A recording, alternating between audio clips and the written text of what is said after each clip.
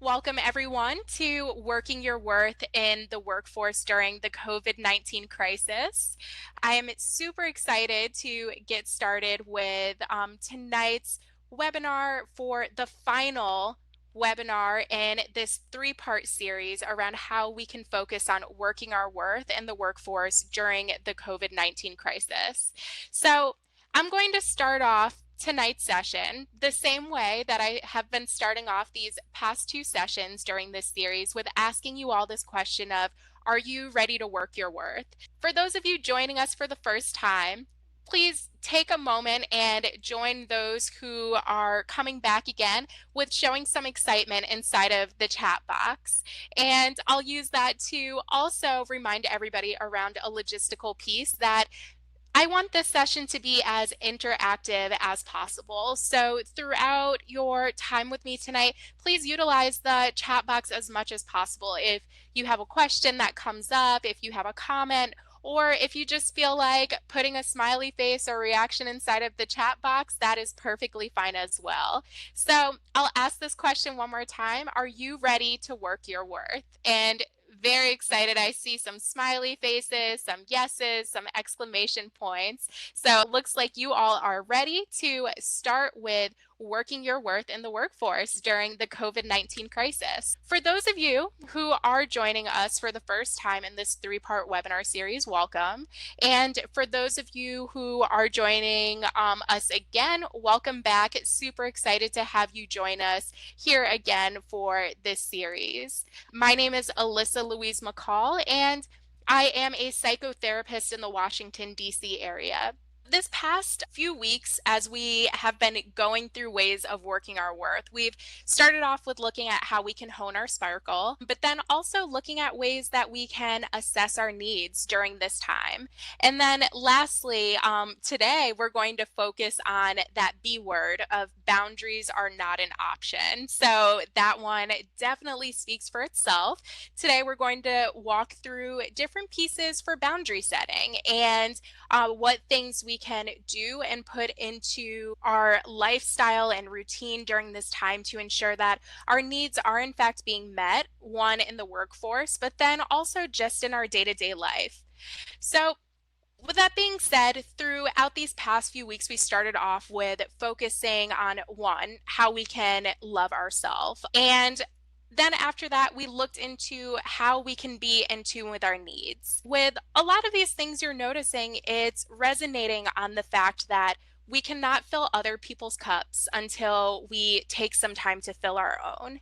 That statement is going to come up for a lot of people even more, especially during the COVID-19 crisis, because as we're being pulled and stretched in so many different directions and worn out, burnt out, all of the above, it's going to be important for us to take that time to really find out what our needs are during this time, know that we are worthy of having our needs met, and then identifying ways to advocate for ourselves to ensure that our needs are in fact being met so that we can focus on our own well-being as well during this time.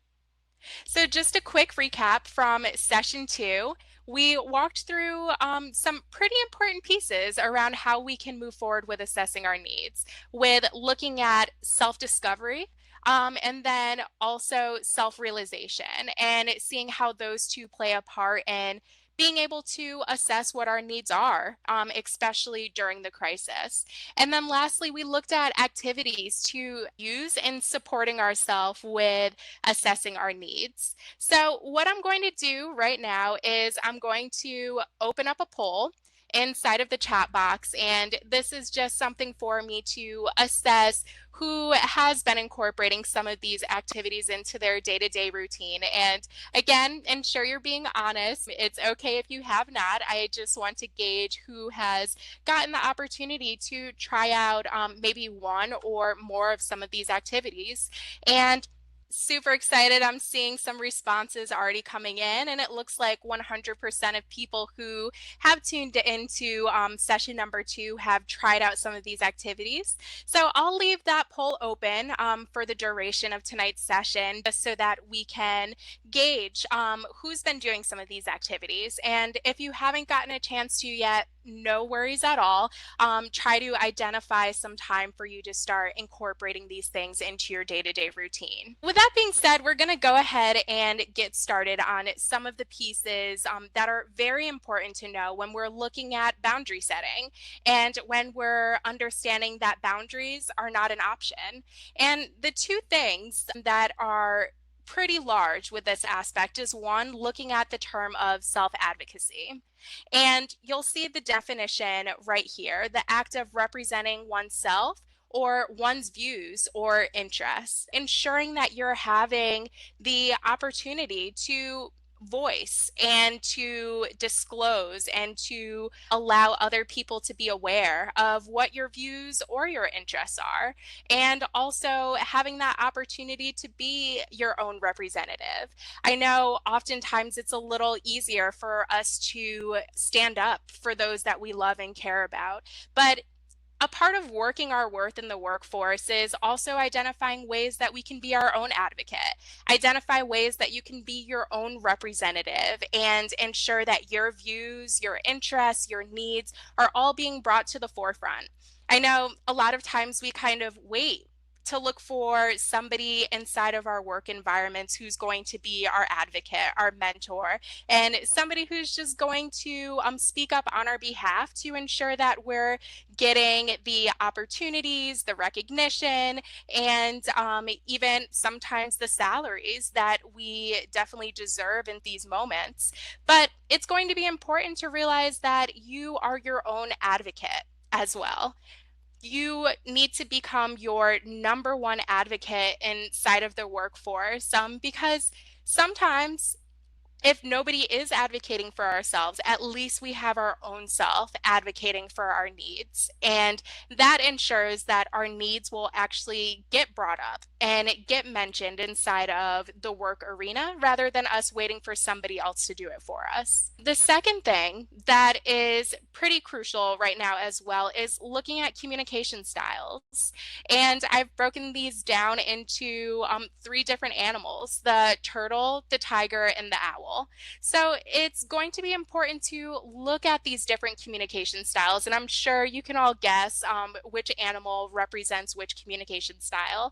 The turtle as passive, the tiger as that person who's being aggressive, and then the owl who is seen as like the wise figure, so to say, with being assertive. Looking through these different communication styles and understanding what each one means and how you're starting to incorporate these different things into your day-to-day routine is going to be very crucial when looking at how you can advocate for yourself, and identifying ways to kind of fall a little bit more into that owl or that assertive communication style, so that we can ensure that when we are having moments of speaking up about our needs or being our own representative, that we're not being passive, we're not being afraid to speak up around what our needs are. And then on the flip side, we're not being aggressive, we're not identifying ways to attack the other individual or confront them in a way that's full of aggression while we're trying to get our needs across. So with that being said, there are 3 different activities that I'm recommending for people this week as you are looking at different ways to focus on boundary setting. And I will add in, I'm super excited around some of the feedback that I've been getting from this 3-part webinar series, especially around ways to work your worth in the workforce. So I'm happy to announce this won't be the end of our conversation. So everybody take a deep breath. It's okay. I will actually be rolling out a class series as well, so that we can not just look at the what and the why behind some of these things, but we can really dig in a little bit more around the how, with learning how we can really incorporate different tools into our life and look at our own individual situations for how we can work our worth in the workforce. So, with that being said, some of the activities that I would recommend for incorporating boundaries a little bit more into your routine is one, starting off with assessing what communication style do you use the most? Looking at these three different communication styles and asking yourself if you fall into passive mostly, aggressive mostly, or assertive.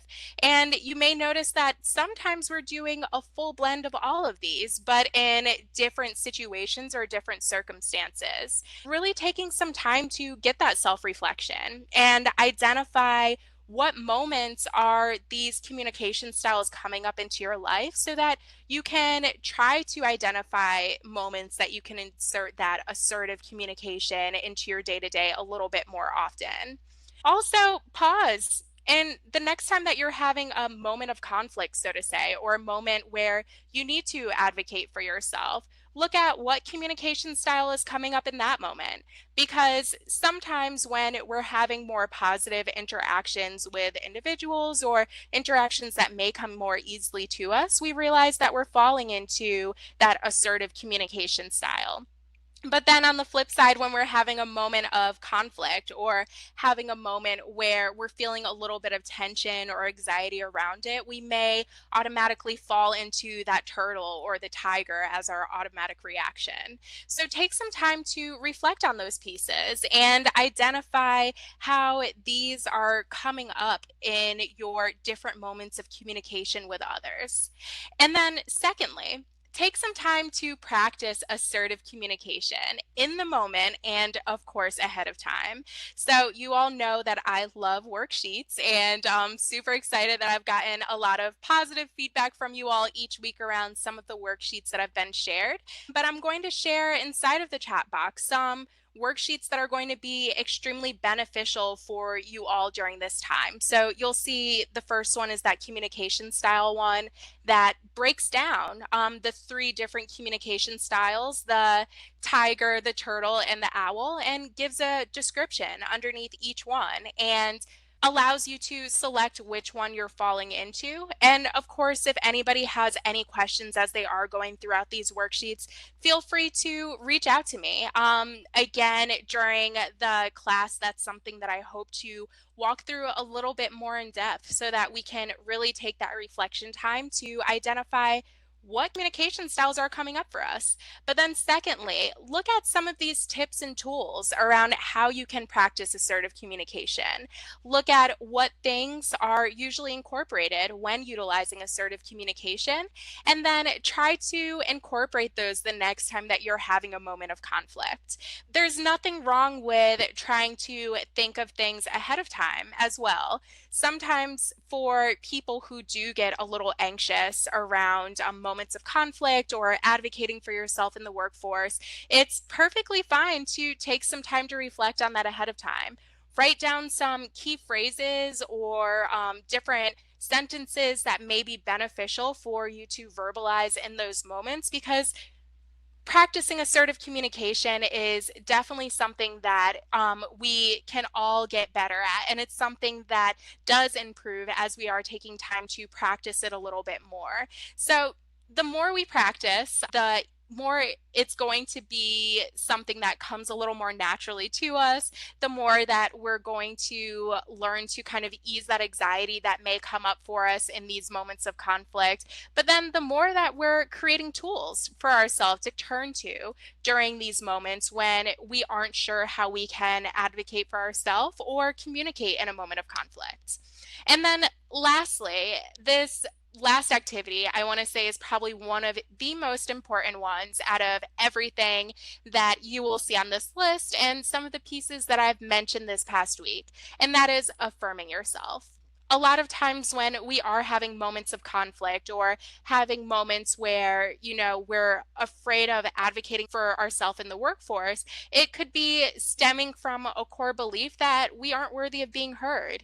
And sometimes these core beliefs may have come up for us throughout our lives in moments that we may not have even realized, whether it was something somebody said to us in elementary school, or it was a moment where we were the only person of our demographic inside of a space and we didn't feel heard or advocated for. So it's going to be important to say to yourself, I am worthy of being heard. I'm going to pause for a minute. I know everybody is muted, but say that to yourself for a moment and say it out loud. I am worthy of being heard.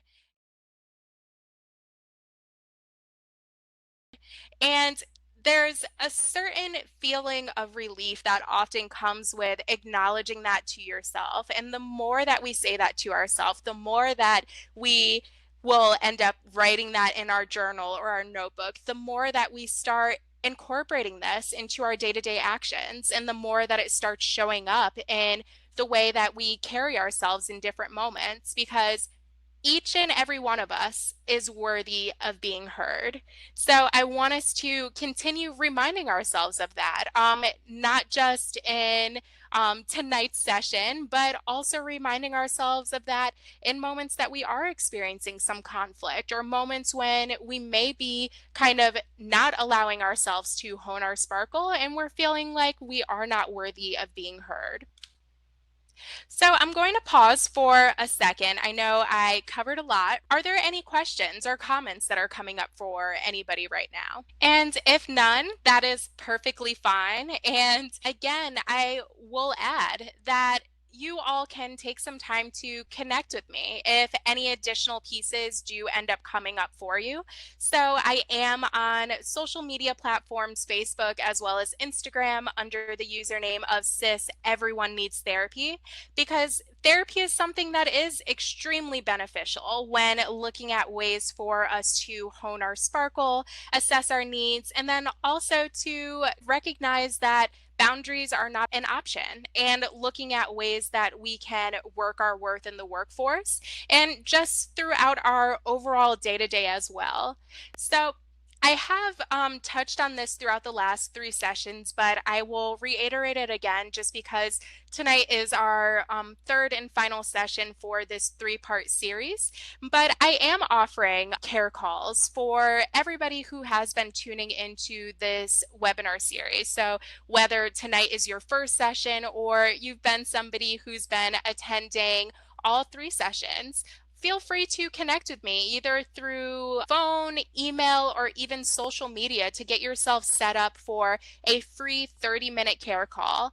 And we can use this care call to dive in a little bit more to your own personal and individual needs, because at the end of the day, everybody's needs are a little bit different. Everybody's experiences may be a little bit different, and everybody's area that they're currently in for setting boundaries inside of their lives and advocating for themselves, especially in the workforce, may be at different levels. Take some time to connect with me. I'd love to get on a 30-minute free care call with you so that we can look at some potential solutions for you and find unique things that you can start incorporating into your day to day to ensure that you are working your worth in the workforce during the COVID-19 crisis, and then also after that as well. Thank you, everybody, for tuning in tonight for this three-part webinar series. I'm so grateful to have been on this journey with you all as you have been identifying additional ways to work your worth and identifying additional ways that you can hone your sparkle, assess your needs, and then now have these toolkit items for ensuring that boundaries are not an option in your life. Reach out to me and I will get you set up with that care call so that we can look at additional ways that you can continue to be fierce and work your worth in the workforce. Take care, everyone, and have a great night.